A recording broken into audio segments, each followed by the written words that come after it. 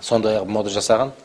Соны қарап отырсаңыз, осы моданы ойлап тауып шығарып отырғандар Алла сақтасын, әйтеуір қайтсе де мұсылман шешіндіру керек. Баяғыда біреу айтқан, мұсылман әйел орамалын шешсе, басқа киімін өзі-ақ шешеді деген да.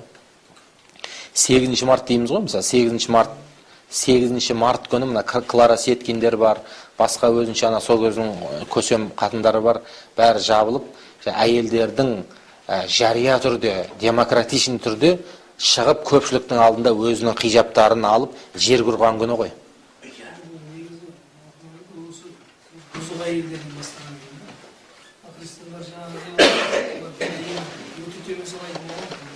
Сондай қылды да, сонымен мұсылмандардың білімсіздігін, адамдығын пайдаланды да, кейін шешініңдер, еркектермен теңсіңдер деді. Әйелдердің әдемілігін бәрін құртып, хиджабын.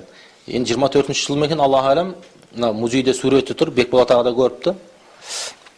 Мынау біздің Омбыда мұсылман әйелдердің съезі болған екен да.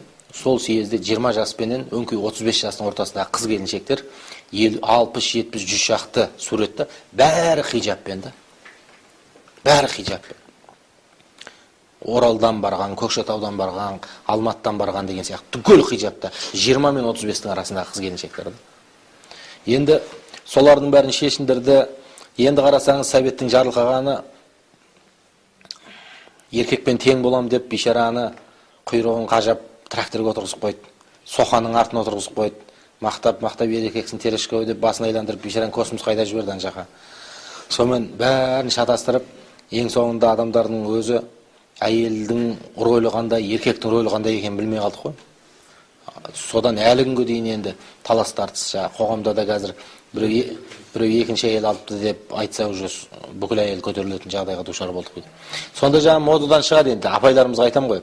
Шпилька дегенді киесіздер ма деймін ғой. Кидік қой енді, анау мынау киеміз, әлде былай өкшем жарамайды, тамырым шығып кеткен, әйтпесе киерем дейді да. Соны қарасаңыз, шпильканың тарихын оқыдық та. Шпилька деген андай несі бар, аяқ киімді негізі Европада өткен ғасырларда, осыдан 200 жыл бұрын дарын айтып кетті ғой, бізде канализация деген ұғым болды деп. Канализация деген нәрсенің өзі негізінде мұсылманшылық үшін қажет екен да. Адамдар тазалық керек, баланың дәреті несін уақытында тазалап отыру керек, өздері ғұсыл құйыну керек, намазға тез арада дәрет алу керек деген сияқты. Таң намазы бар, түнгі тахаджуд намаздары бар. Соған дайындалу үшін ғұсыл керек, басқа да жағдай керек. Сондықтан уже үйдің ішінен канализация жасау керек болған да.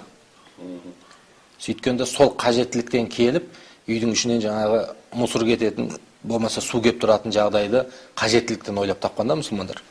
Ал енді Европада крепост деп жаңағы патшаларының тұратын крепосттары көбінше төртеу болады екен. Себебі олар бір бөлмесін, дәу бөлмесін туалетке арнайды екен да, соның ішіне отырып тұра береді екен. Сосын сол бөлме біраз томпайып толып, сасып, сарайдың ішіне иісі кете бастаған кезде басқа крепосқа көшіп кетеді екен. Сосын айланып келесі крепосқа келеді, келесі крепосқа келгенше ан жақ уже қатып тазаланады екен да. Тазалайды екен да 4-ші крепосқа келеді. Ал енді елдің бәрінде ондай крепос ауыстыратын жағдай жоқ қой енді. Сондықтан горшок пайдаланады екен европалықтар. Горшокқа отырады екен да, сосын күн батқанша горшок толтырады екен да, күн батқаннан кейін терезеден зу дегізеді екен да далаға қарай. Содан көше